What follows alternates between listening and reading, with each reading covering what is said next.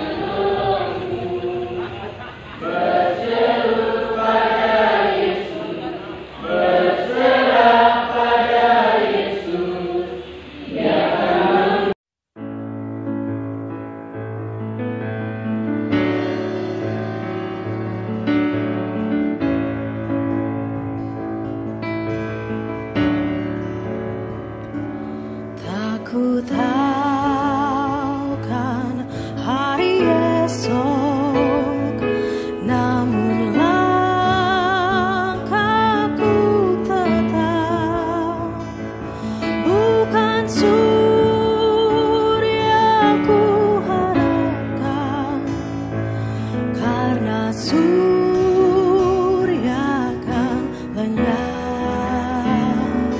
Oh, tiada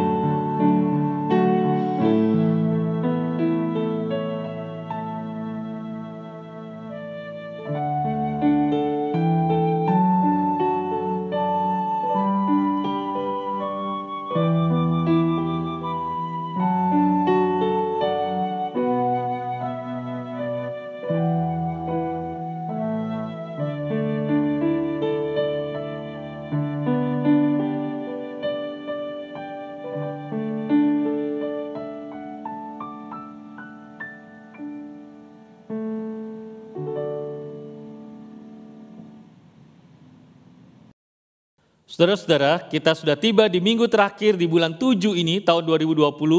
Mari saya jemput semua kita bangkit berdiri, kita akan mulai ibadah kita, menyembah Tuhan dengan hati penuh syukur. Dan biarlah saudara tetap sukacita di dalam Dia, walaupun di tengah segala situasi. Mari kita angkat hati kita dan kita mulai menyanyikan pujian dengan satu dasar pengakuan iman bahwa pertolongan kita adalah di dalam nama Tuhan yang menciptakan langit dan bumi. Biarlah kasih karunia dan damai sejahtera dari Allah Bapa, dari Tuhan Yesus Kristus menyertai saudara sekalian sepanjang ibadah, sepanjang kehidupan. Amin. Mazmur 63 ayat yang kelima menyatakan, demikianlah aku mau memuji Engkau seumur hidupku dan menaikkan tanganku demi nama-Mu. Tuhan sungguh senang ketika kita datang memuji Dia, dan biarlah kita boleh terus memuji Dia. Haleluya, amin. Umatnya pujilah.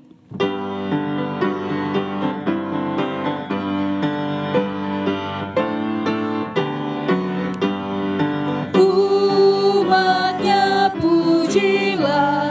Haleluya, amin. Pada Kristus Raja. Haleluya, amin.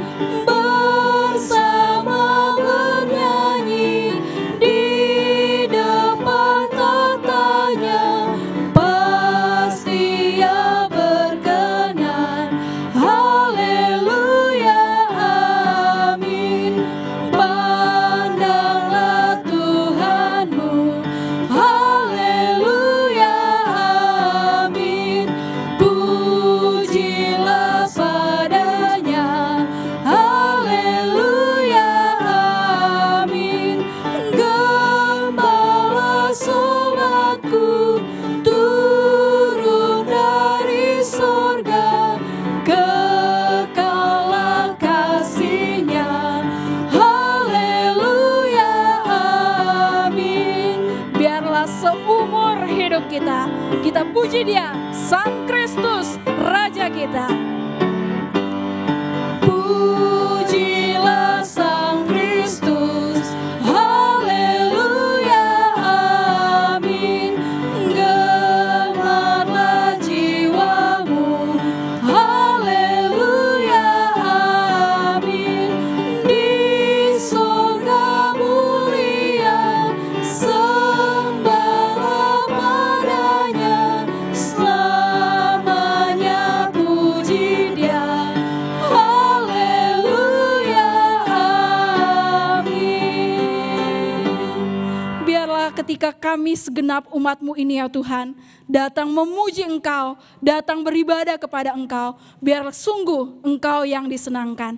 Karena itu ya Tuhan, berkatilah ibadah kami pada hari ini, biar benar-benar boleh berjalan sesuai dengan kehendak-Mu.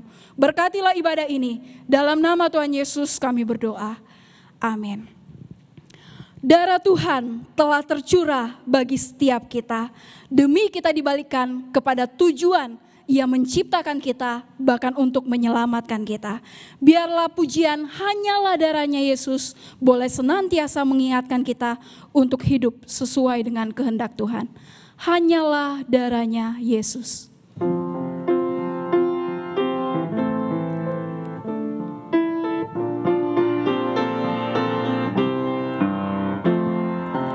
Dosa dapat dihapus hanya oleh darah Yesus.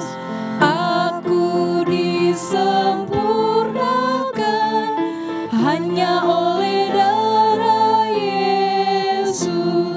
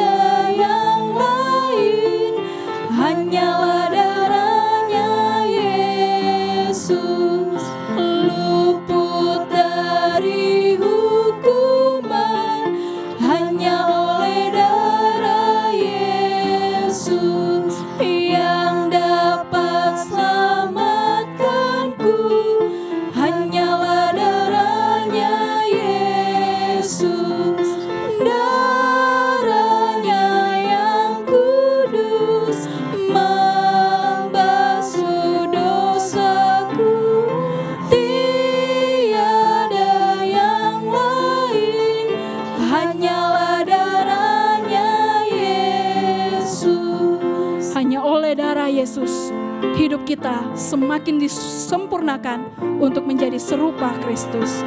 Dosaku diampuni. Dosaku diampuni hanya oleh darah Yesus.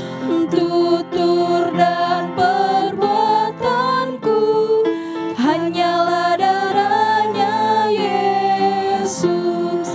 Darahnya yang kudus membasuh dosaku. Tiada yang lain, hanyalah darahnya Yesus. Bapak Ibu, mari di dalam kesempatan ini saya mengundang Bapak Ibu meskipun di rumah, mari kita datang kepada Tuhan, mengakui segala dosa kita dengan bangkit berdiri.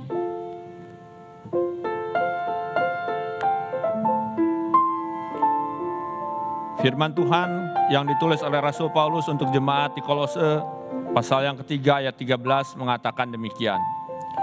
Sabarlah kamu seorang terhadap yang lain, dan ampunilah seorang akan yang lain, apabila yang seorang menaruh dendam terhadap yang lain. Sama seperti Tuhan telah mengampuni kamu, kamu perbuat jugalah demikian. Bapak Ibu Saudara sekalian, mari dengan sikap berdiri, mari masing-masing datang di hadapan Tuhan. Mari kita mengakui segala dosa dan pelanggaran kita. Mari kita memohon ampun kalau kita ada dendam terhadap orang lain. Tuhan Yesus sudah menjadi teladan bagi kita.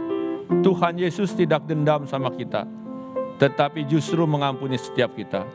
Mari berdoa beberapa saat di hadapan Tuhan.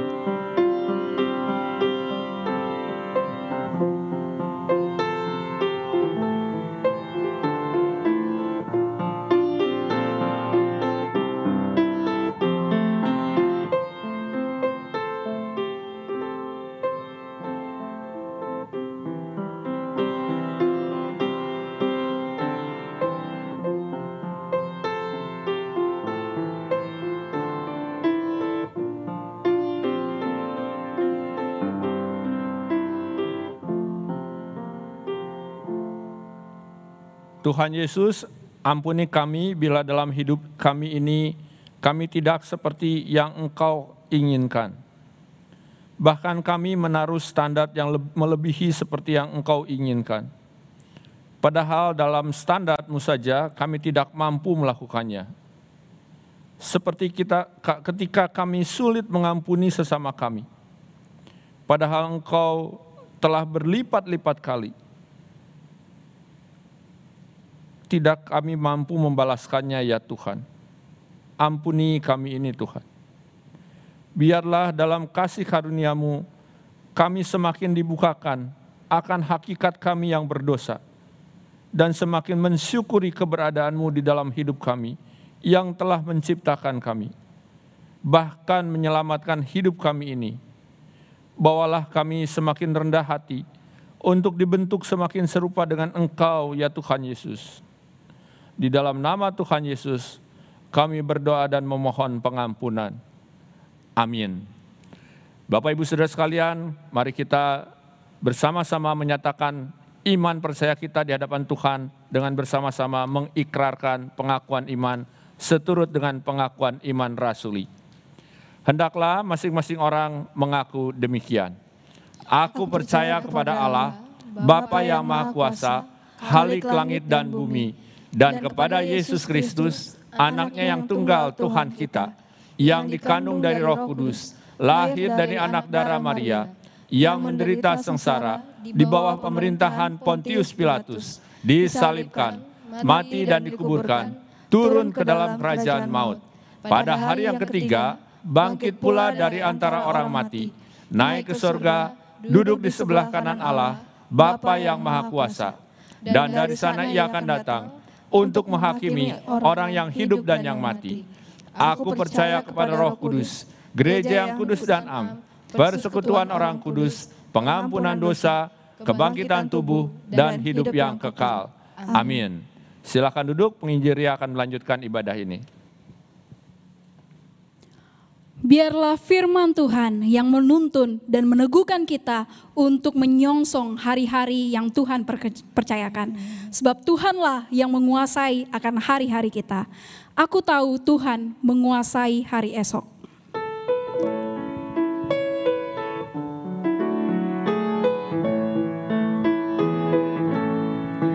Ku tak tahu hari esokku, hanya hidup bagimu. Ku tak tahu esok terangkat ataukah hari gelap. Ku tak khawatir hari esok, karena ku tahu janjinya. Kini ku berserah penuh, karena Dia Maha Tahu. Banyak hal yang akan terjadi dalam hidupku ini. Ku tahu siapa yang berkuasa mengatur semuanya. Banyak hal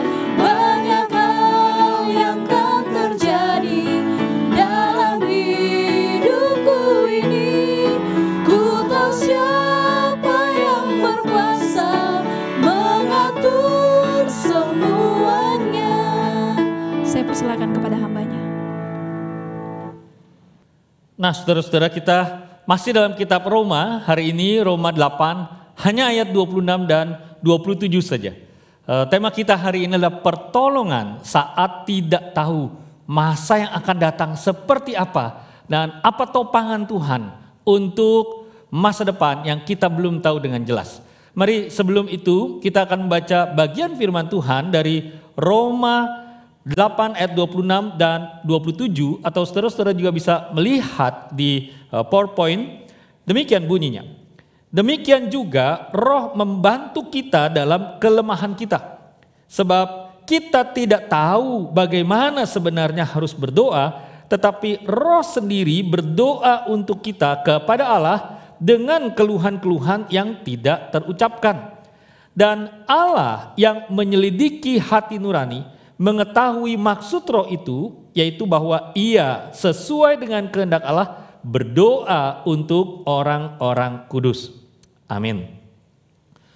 Saudara, kita akan bersama-sama melihat Roma 8 ayat 26 sampai 27 ini sampai dengan ayat yang 31 dalam 3 bagian. Yang pertama hari ini, saudara, Roma 8, 26, 27. Lalu bagian yang kedua, Roma 8 ayat 28 sampai dengan ayat yang ke-30. Dan bagian ketiga, Roma 8 ayat 31 sampai dengan 39. Nah, bagaimana kita mendapatkan bagian ini nanti saya jelaskan, saudara. Tapi nanti tanggal 2 Agustus, saudara akan mendapat Roma 15.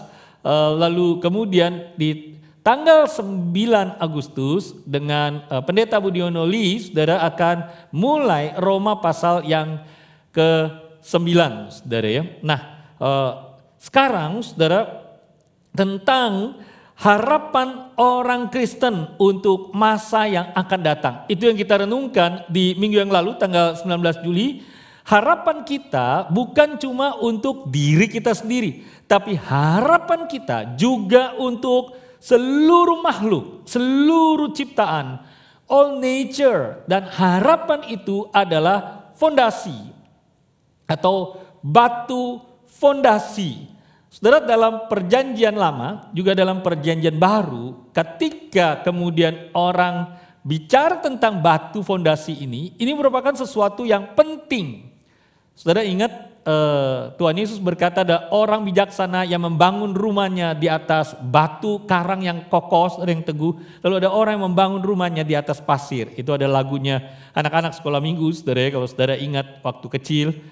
Orang bijak membangun rumahnya dan seterusnya. Banjir datang dan air penuhlah dan seterusnya. Nah, saudara, atau batu penjuru. Ulang-ulang Tuhan Yesus berkata bahwa dialah batu penjuru. Atau Petrus dalam khotbahnya juga berkata bahwa Tuhan Yesuslah batu penjuru. Nah, saudara, betapa pentingnya fondasi, betapa pentingnya satu batu penjuru ini. Kenapa, saudara? Karena ini yang memungkinkan kita ketika hari lepas hari menghadapi apapun yang dibawa hari itu, sukacita ataupun sedih, saudara, dengan percaya diri kita bisa menghadapi segala sesuatu. Maksud saya percaya diri adalah tentu dengan yakin di dalam Tuhan.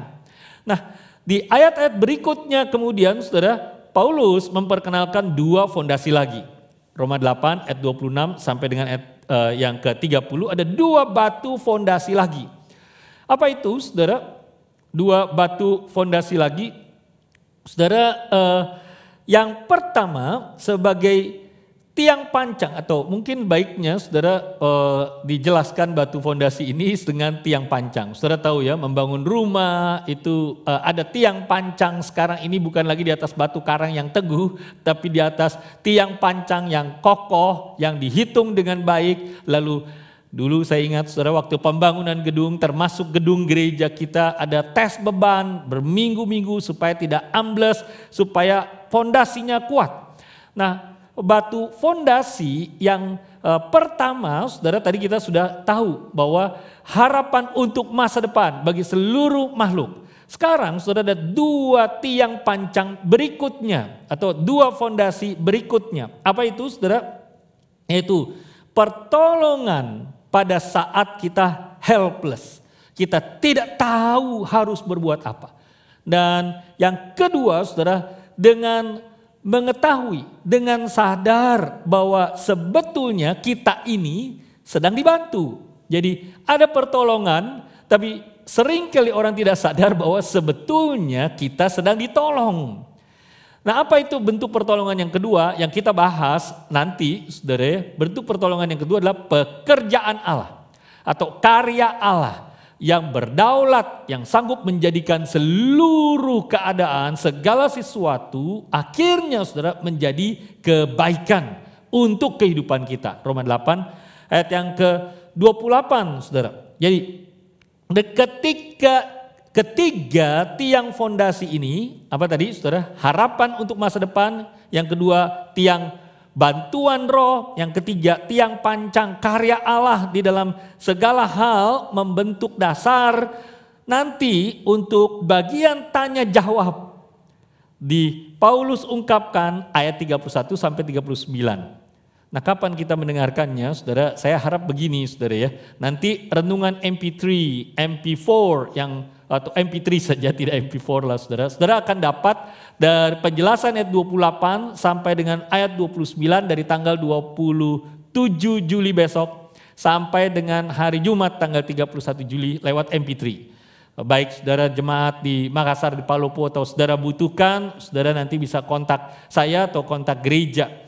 Tapi sesudah itu Roma 8 tentang tanya jawab ayat 31 sampai dengan ayat yang terakhir dari pasal 8 ayat 39, saya akan memulai podcast saudara ya. Jadi tanggal 3 Agustus saudara tidak lagi dapat renungan dari saya, tapi kalau saudara mau ikuti lanjutan kitab Roma 8 ini, saudara nanti bisa ke Spotify, ada podcast saya di situ. Doakan untuk satu pelayanan yang baru dimulai ini saudara, pelayanan lewat podcast. Nah, saudara-saudara, kembali lagi sekarang.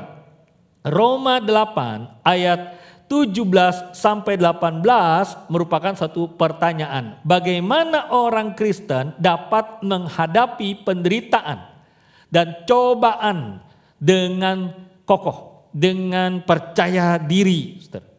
Bagaimana caranya? Nah, ini didapati lewat 3 bagian. Yang sekarang mari kita lihat yang pertama, yaitu Roh Kudus dan doa-doa kita. Dan ayat 26 dimulai dengan kalimat demikian juga Roh membantu kita.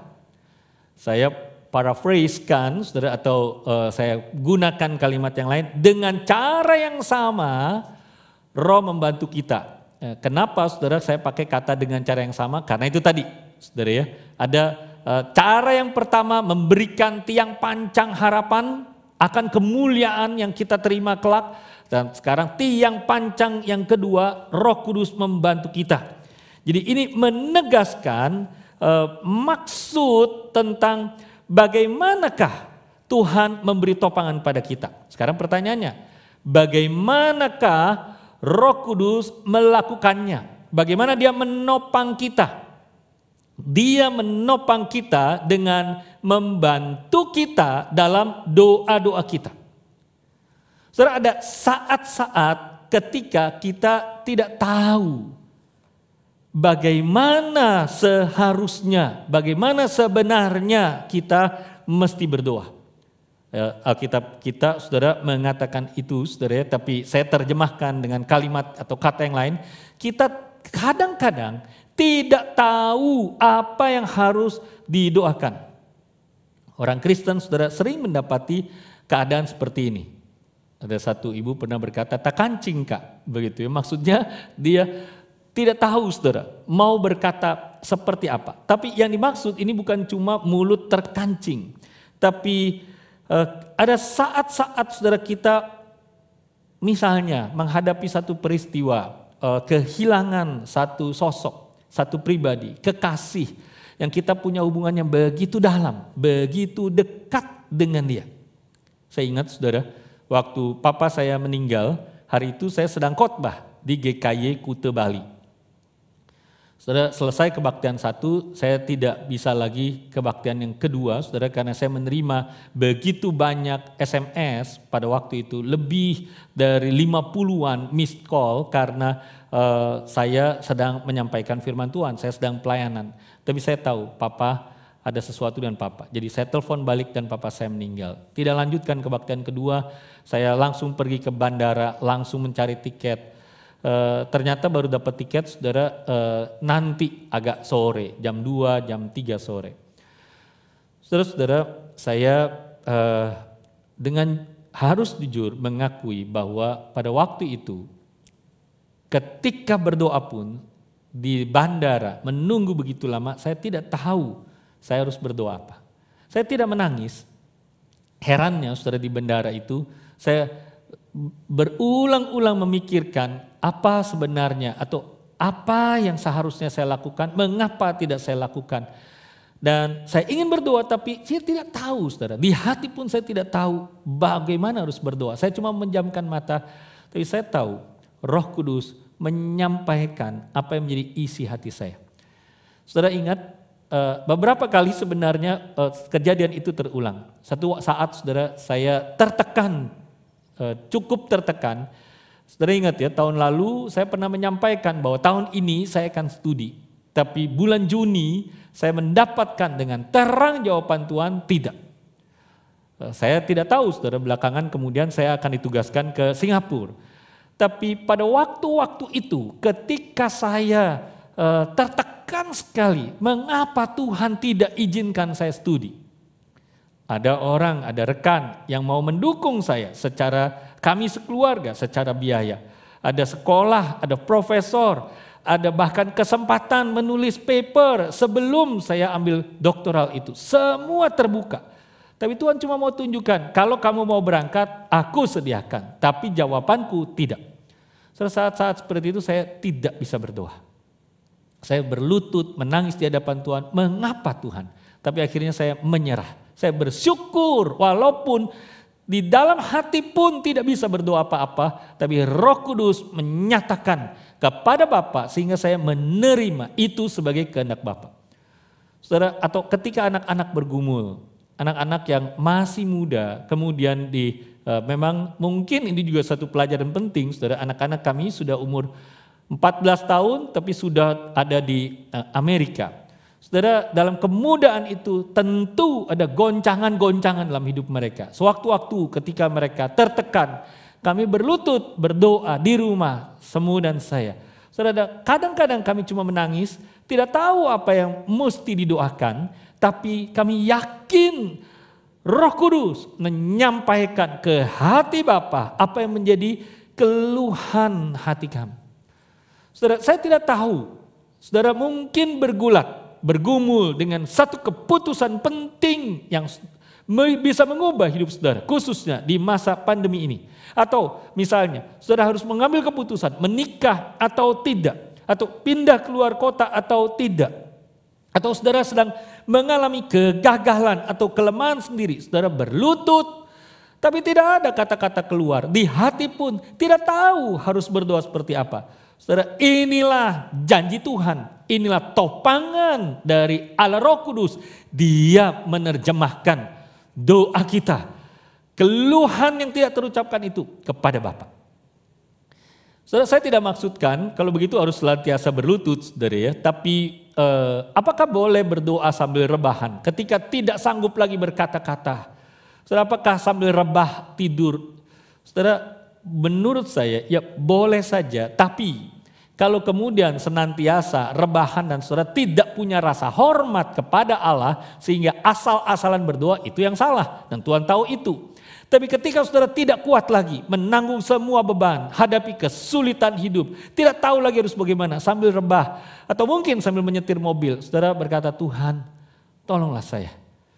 Roh Kudus yang menyatakan kepada Bapa. Jadi ketika kata-kata manusia tidak mencukupi, maka bahasa roh yang sampai kepada Bapa. Inilah saudara bahasa roh yang sejati. Bukan bahasa roh yang lain saudara. Yang abal-abal itu saudara ya. Jadi roh sendiri menjadi perantara bagi kita dengan keluhan yang tidak bisa diungkapkan oleh kata-kata kita. Bahasa Alkitab, saudara, Roma 8 ayat 26, roh sendiri berdoa untuk kita kepada Allah dengan keluhan-keluhan yang tidak terucapkan. Saudara, ada satu kalimat yang saya pikir baik, saudara ya, yang saya kutip dari Tim Keller, dia mengatakan begini, saat kita merasa terlalu lemah untuk berlaku, untuk bertindak sebagai anak Allah. Dan ingat saudara, konteks Roma 8 ini adalah kita sebagai anak Allah. Bahkan saat terlalu lemah untuk mengadu dalam doa, dengan penuh iman mendekatlah kepada Aba kita, kepada Papa kita, karena Roh Kudus pasti menolong kita. Saat kita merasa tidak punya kata-kata lagi untuk berdoa, kita tidak perlu merasa bahwa kita tidak bisa berdoa. Datanglah, hanya dengan hati saudara, datanglah. Lebih jauh lagi saudara, kita tidak perlu merasa bahwa kita tidak dapat berdoa karena kita tidak tahu bagaimana berdoa saudara ya. Ketika Bapa menyelidiki hati nurani, mendengar rintihan di balik kata-kata kita, dia mengetahui kerinduan kasih kita kepadanya, dia tahu motif-motif di balik permohonan dan doa kita, maka Roh Kudus menengahi orang-orang kudus, yaitu kita ini yang sudah dikuduskan sesuai dengan kehendak Allah. Alkitab kita, bahasa Alkitab kita saudara menerjemahkan yang dengan begini, ia sesuai dengan kehendak Allah berdoa untuk orang-orang kudus. Kata menengahi ini dalam bahasa Kristen saudara adalah bersyafaat. Jadi sekarang sudah tahu ya apa artinya bersyafaat. Apa yang kita kerjakan kalau kita doa di hari Rabu untuk orang sakit, untuk mereka yang sedang hamil, untuk mereka yang mengalami kesulitan. Kita berdoa untuk gereja, untuk pekerjaan Tuhan. Saudara, bersyafaat itu artinya adalah ini. Kita menjadi perantara kalau kita berdoa untuk orang lain dalam syafaat kita. Saudara menjadi imam bagi orang yang saudara doakan. Tentu saja saudara berdoa tetap di dalam nama Tuhan Yesus. Karena ialah perantara kita yang sesungguhnya membuat kita bisa berdamai dengan Bapa, yang membuat kita tersambung dengan Bapa. Tapi di ayat 27 ini Paulus secara khusus menyampaikan bahwa Roh Kudus memampukan kita berdoa sejalan. Jadi kita bersyafaat, kita menjadi perantara, tapi juga kemudian saudara firman Tuhan mau menyatakan bahwa Roh Kudus yang memampukan kita untuk berdoa, menyampaikan doa kita supaya apa? Menjadi perantara untuk doa kita supaya apa? Supaya yang tergenapi adalah rencana dan tujuan Allah bagi pekerjaannya, bagi gerejanya, bagi dunia ini, bagi saudara dan saya. Sehingga waktu kita mengeluh bersama dengan ciptaan, dengan seluruh makhluk, sambil kita menanti dengan eagerly and patiently, dengan sabar tapi dengan tetap sungguh-sungguh, sampai kemuliaan dinyatakan pada kita, Roh Kudus memampukan kita untuk berdoa menyenangkan hati Bapa. Doa kita berkenan di hati Dia. Doa kita seperti doa Tuhan Yesus dalam doa Bapa kami yang diajarkan kepada kita. Roh Kudus menolong kita untuk senantiasa berkata, jadilah kehendak-Mu ya Bapa, di bumi seperti di sorga. Walaupun mungkin saudara dan saya tidak ucapkan kalimat itu di dalam doa kita. Jadi lihatlah saudara bahwa doa melibatkan Allah Tritunggal.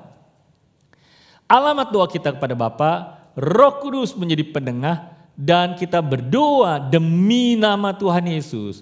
Di atas dasar nama Tuhan Yesus, pribadi Yesus yang sudah mendamaikan kita dengan Bapa. Doa selalu melibatkan Allah Tritunggal ini. Saudara, hari ini saya tidak akan khotbah panjang saudara ya, tapi saya akan akhiri tentang tiang pancang yang kedua ini yang menolong kita hidup sebagai anak Allah menghadapi kesulitan demi kesulitan dalam konteks ini saudara. Jadi doa kita selalu libatkan Allah Tritunggal, tapi jangan salah paham. Seandainya pun salah paham, ternyata tetap Roh Kudus menolong kita saudara ya. Saya ingat satu kali kakak kelas kami saudara di kampus pulang dari praktek. Biasa saudara waktu di seminari teman-teman yang pulang praktek itu kesaksian. Apa highlight mereka dalam praktek 1 tahun ini. Ada satu kakak kelas yang saksian sampai sekarang saya ingat kesaksiannya saudara ya. Dia prakteknya di satu daerah tertentu di Indonesia. Ada satu kakek tua. Ada satu opung sudah lanjut usia. Tergeletak di atas tempat tidur. Lalu kemudian sakit dan panggil kakak kelas ini untuk berdoa. Saudara, si kakak kelas tahu bahwa opung ini, kakek ini, saudara juga orang yang dari kecil sudah Kristen. Jadi sebelum dia berdoa untuk opung, kemudian dia bilang gini, opung, sebelum saya berdoa, sekarang opung lu berdoa. Doa apa nak? Doalah apa saja yang opung mau minta sama Tuhan. Tentulah aku mau sembuh, katanya. Mintalah opung sama Tuhan kesembuhan. Oke, aku dulu berdoa, kau nanti tutup dalam doa. Siap opung, katanya. Saudara, akhirnya opung berdoa. Dia bilang begini, Allah Bapa yang di surga, Tuhan Yesus Kristus yang sudah disalibkan, dan Allah Roh Kudus, berembuklah kalian bertiga menyembuhkan penyakitku ini.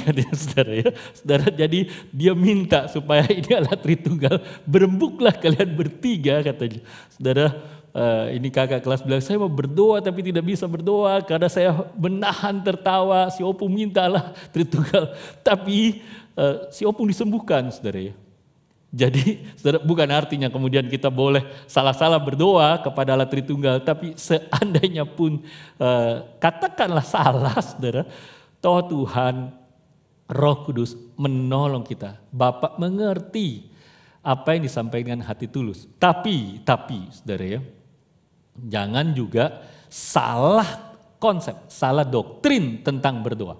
Saya mau tunjukkan satu klip saudara ya, yang dikirim. Inilah kalau kita terima renungan-renungan yang pengajarannya, doktrinnya nggak beres, akhirnya kita mungkin terima sebagai kebenaran. Saudara, ini doa yang salah. Doktrin doanya salah saudara ya. Tapi kemudian dikirim sebagai bahan renungan. Baik sih, cakep sih saudara ya, dibuat dengan indah kemasannya, tapi dasarnya salah. Nah, mari kita saksikan sebentar ini saudara ya, satu klip renungan yang pernah saya dapat, udah saya delete sekarang dari handphone saya. Silakan.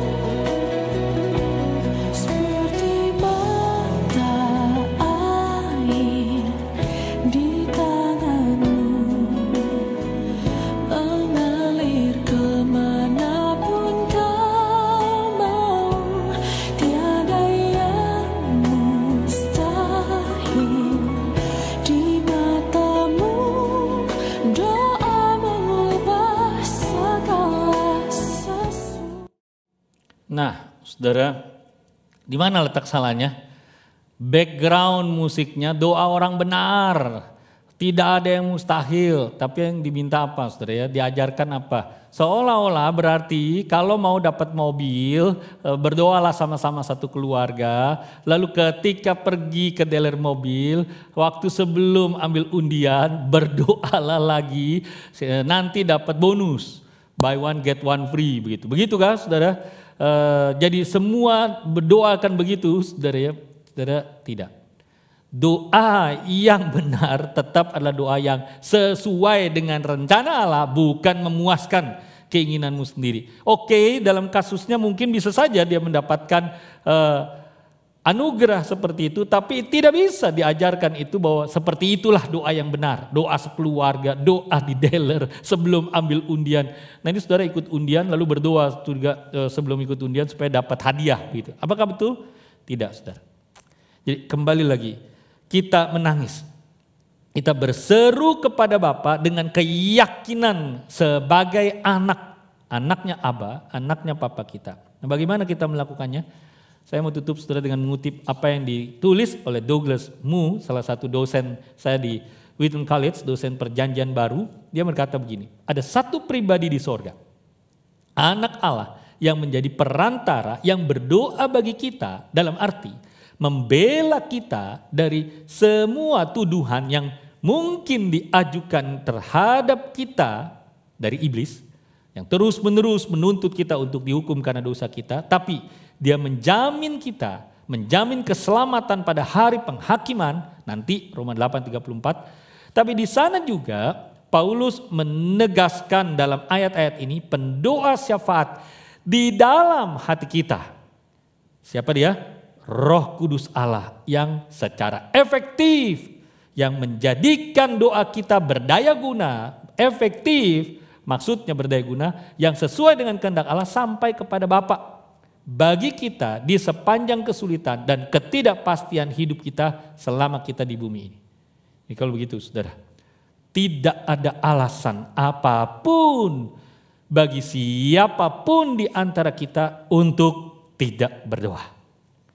Berdoalah, apapun keluhan saudara, sampai tidak terkata pun karena begitu beratnya tekanan, saudara, Roh Kudus menolong kita menyampaikan doa kita kepada Bapa. Mari kita bersyukur, mari kita tetap ada damai sejahtera di hati, karena Ia tetap dekat kita. Ia memberi cahaya untuk kehidupan kita walaupun dunia begitu gelap. Mari kita berdoa saudara, dan sebelum saudara masing-masing berdoa, kita akan mendengarkan satu pujian ini. Sementara pujian ini kita dengarkan sama-sama, saya menyanyikan pujian ini, saudara berdoalah dalam hati. Saudara boleh menutup mata, tapi jika saudara tidak menutup mata, saudara berdoalah, bersyukur untuk anugerah Roh Kudus yang ada di dalam hati kita, menjadi penyambung lidah kita kepada Bapa, penyambung hati kita kepada Bapa.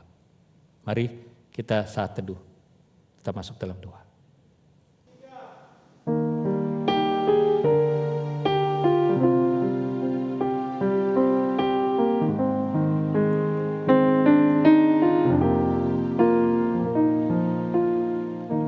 Damainya ku rasakan, belayan tangan kasih-Nya, seakan menyatakan di sisiku Ia selalu berada. Suaranya manis merdu, berbisik di hatiku, menghibur di kala sunyi. Katanya Ia selalu dekatku. Tak usah lagi ku gelisah, walaupun datang cobaan. Selama ku berserah kepada-Nya, Dia memberi kemenangan.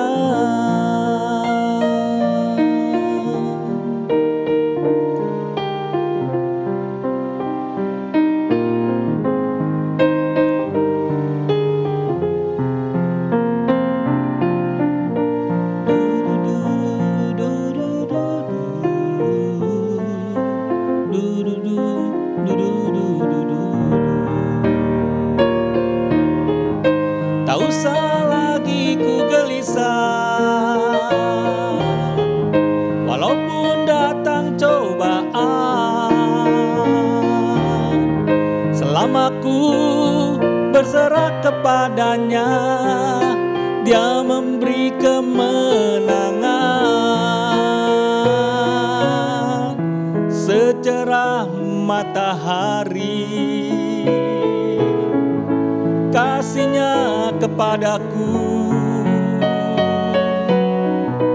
menghangatkan jiwaku, terangi sepanjang jalan hidupku.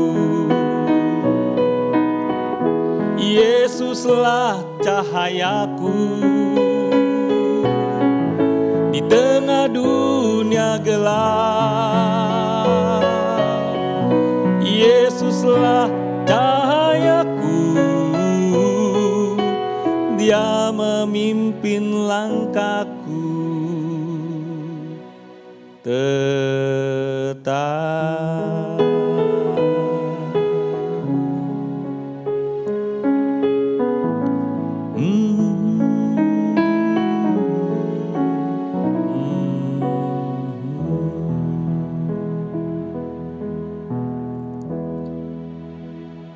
Amin. Mari kita berdoa. Tuhan, biarlah kami senantiasa mendengar suara-Mu yang manis merdu itu di dalam hati kami. Bahwa sesungguhnya Engkau tidak pernah jauh dari kami. Engkau di hati kami, Engkau di sisi kami. Tolong kami ketika gelisah kami, ketika cobaan datang. Tuhan, selama kami berserah kepadamu, walaupun kami tidak sanggup lagi berkata-kata, Tuhan, Engkau akan memberikan titik cerah di ujung sana. Kelak makin lama makin terang, secara matahari. Dan ketika kami lihat sesungguhnya, Yesuslah cahaya untuk kehidupan kami di tengah dunia gelap ini. Dan walaupun kami tidak tahu masa depan kami di dunia ini, langkah kami tetap karena Tuhan yang membimbing kami. Terima kasih untuk anugerah-Mu. Dalam Tuhan Yesus kami berdoa. Amin. Saudara-saudara, sebelum kita memberikan persembahan, kita akan mendengarkan beberapa hal yang pertama-tama, saudara, terima kasih untuk Pendeta Ishak yang sudah kirimkan klipnya dari Sorong Selatan, Papua Barat. Tadi ada di prelude dan nanti di postlude kita melihatnya sekali lagi. Dan saudara, Pendeta Ishak di Topang juga, ya walaupun tidak cukup banyak saudara, tapi ada jemaat yang setia mendukung pelayanan rekan-rekan di GKI yang sekarang juga sedang membangun gedung. Yang berapa waktu lalu juga saudara, sound system dikirim juga dari gereja kita. Kapan-kapan mungkin guru-guru sekolah minggu boleh mengadakan mission trip ke Teminabuan ini ya. Nah, saudara-saudara, ibadah umum, kebaktian umum kita di minggu ini saya yang layani dan ini terakhir. Lalu minggu depan tanggal 2 Agustus Pendeta Yohanes Adri Hartopo akan menyampaikan firman Tuhan dalam acara serah terima jabatan, saudara, dan tetap dari kitab Roma 15 ayat 14 sampai dengan 19. Dan saudara-saudara, di minggu akan datang setelah ibadah yang pertama, hymn service, ataupun setelah Redeemer service juga, saudara, jangan langsung tutup YouTube saudara, tapi ada acara lanjutan, yaitu ada banyak persembahan pujian yang mengantar kami rupanya sekeluarga atau saya dengan semua dalam kepindahan kami ke GKI Singapura. Saya juga saudara atas nama keluarga ucapkan terima kasih untuk kebersamaan, untuk semua dukungan, untuk semua apa yang dipersembahkan oleh saudara kepada Tuhan selama 7 tahun ini kami ada di Singapura. Nanti saya akan juga menyampaikan alasan mengapa kemudian saya mengikut apa yang Tuhan pimpin saudara dan sinode tetapkan berangkat ke Singapura. Kami akan berangkat mungkin di pertengahan Agustus, entah tanggal 11 atau tanggal 12 kami masih belum tahu. Nah, saudara-saudara, jadi acara serah terima di minggu akan datang tanggal 2 Agustus. Lalu kebaktian doa kita tanggal 29 Juli, tetap saudara akan terima lewat MP3 dan MP4. Jadi sampai dengan saat ini baik ibadah kebaktian umum kita ataupun juga kebaktian doa kita belum di gedung gereja, doakanlah kalau situasi sudah stabil di Makassar ini, mungkin kita akan mulai dengan simulasi dan kelak diumumkan kapan reopening. Bersama dengan gembala baru, saudara akan masuk ke ibadah yang hybrid, ke new normal, saudara ya. Sedangkan Palopo tanggal 9 Agustus akan mulai ibadahnya streaming. Mereka kemudian mulai ibadah yang online ini, saudara, lewat YouTube channelnya Palopo sendiri. Kapan mulai ibadah yang new normal atau hybrid itu, nanti saudara dengarkan pengumuman berikutnya. Nah, saudara, satu berita dari kemajelisan, Penatua Herlina telah mengundurkan diri dari jabatannya sebagai majelis gereja kita karena kepindahannya ke luar negeri. Sesuai dengan tata laksana nomor 8 tentang semua prosedur kepenatuaan di gereja kita, maka jika ada yang mengundurkan diri, lalu ranking berikutnya dari penatua terpilih, saudara, akan menggantikan yang sebelumnya yang mengundurkan diri. Jadi penatua terpilih berikutnya adalah saudara Hadi Lesmana, dan boleh kita panggil sekarang sebagai Penatua Hadi Lesmana. Nanti juga akan diperkenalkan saudara kepada kita semua seperti yang sudah diinformasikan oleh gereja atau BPMS atau oleh sinode. Baik, saudara, satu berita duka telah meninggal dunia hari Jumat yang lalu tanggal 17 Juli, seorang bayi namanya Grace, anak dari Pak Jamie dan Ibu Intan, cucu dari Pak Licintang dan Ibu Yurike, baru lahir kemudian tidak lama meninggal dunia. Saudara, telah dimakamkan hari Sabtu 18 Juli di Panara. Biarlah Roh Kudus memberi kekuatan bagi keluarga yang berduka. Nah, saudara-saudara, satu berita dari IPK, ada yang dinamakan IPK Special Week, yaitu saudara tanggal 27 Juli sampai tanggal 5 Agustus. Untuk tahun ajaran 2021-2022. Ini baru mulai tahun ajaran, tapi telah dibuka pendaftaran untuk tahun ajaran tahun depan 2021-2022. Jika ada anak dari saudara yang sekolah di IPK, saudaranya mau masuk atau masuk ke jenjang yang lebih tinggi, maka saudara akan mendapatkan diskon untuk uang pangkal. IPK ikut saudara prihatin dengan situasi yang kita hadapi sekarang. Atau jika tidak ada, ini merupakan satu anak yang baru yang belum ada saudara di IPK, saudara juga tetap bisa mendapat diskon, tapi tanggalnya tanggal 6 sampai tanggal 14 Agustus. Mari kita lihat sebentar klip dari IPK. Kami persilakan.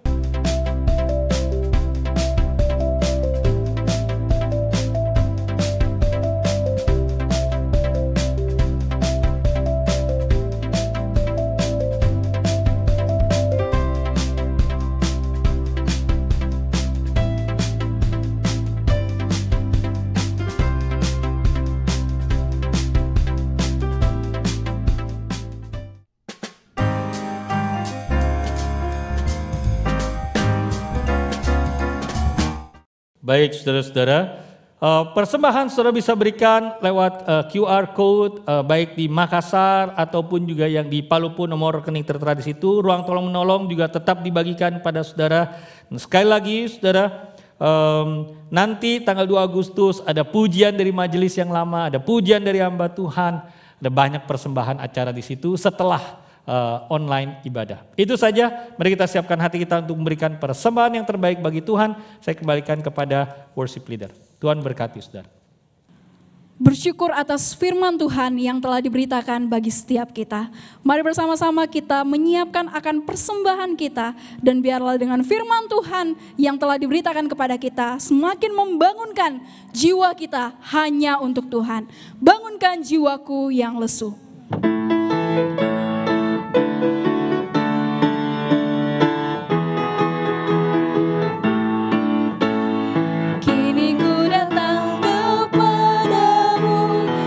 Bersandar pada firman-Mu, dengarkanlah doaku ini. Oh, bangunkan jiwaku yang lesu, bangunkan jiwaku yang lesu.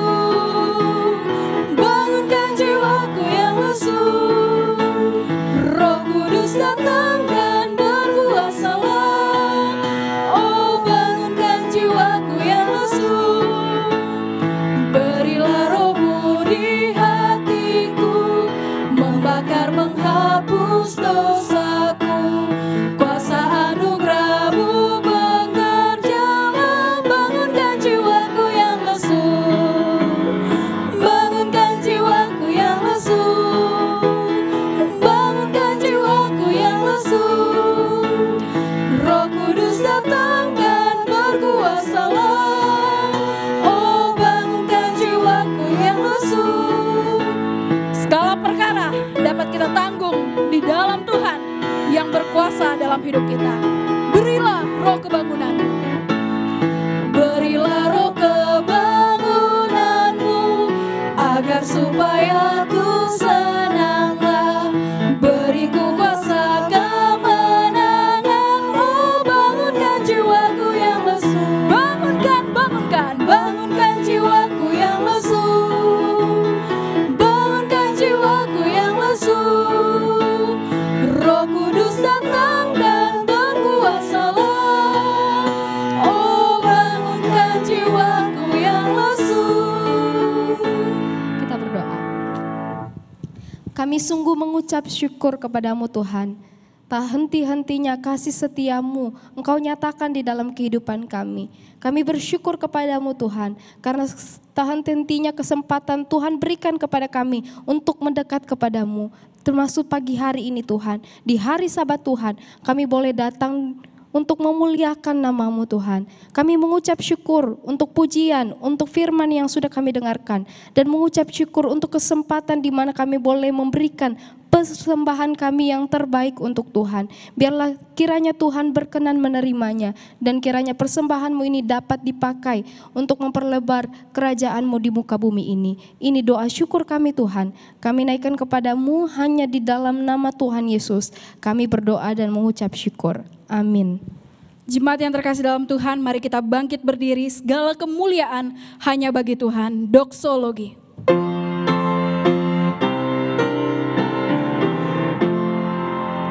Puji Allah Bapa Putra, puji Allah Roh Kudus, ketiganya yang esa, pohon sama sumber berkat. Amin.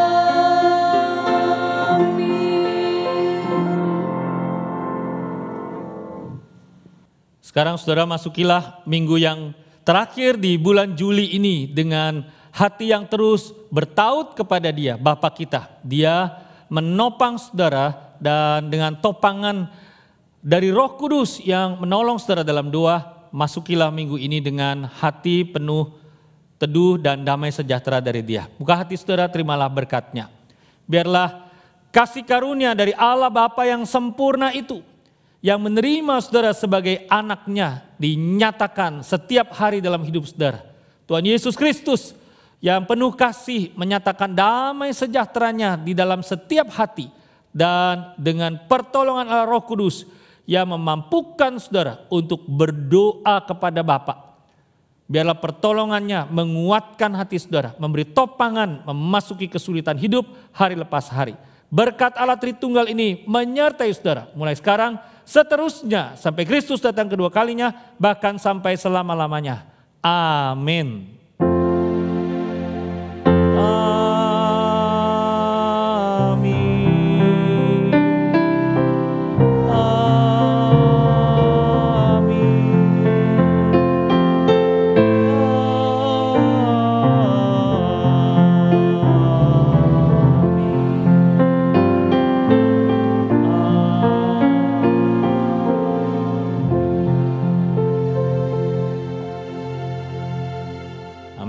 Selamat memasuki minggu yang baru ini, saudara. Silakan duduk kembali dan mari kita saksikan klip singkat dari Pendeta Ishak dengan Gereja GKI Markus di Teminabuan di Sorong Selatan, Papua Barat, yang akan terus mengingatkan kita bahwa kita sudah mendukung pekerjaan Tuhan dalam misi bersama-sama dengan anak-anak Tuhan di Papua.